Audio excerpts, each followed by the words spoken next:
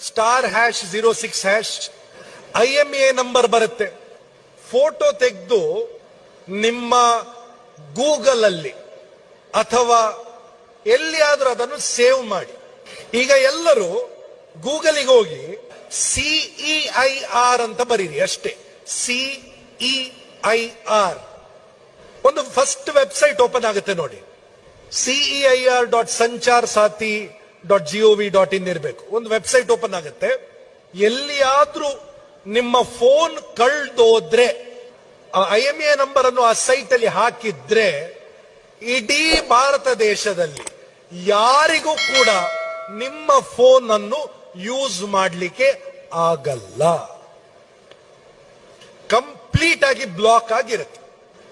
Nobody in this country will be able to put any SIM in that phone and use it.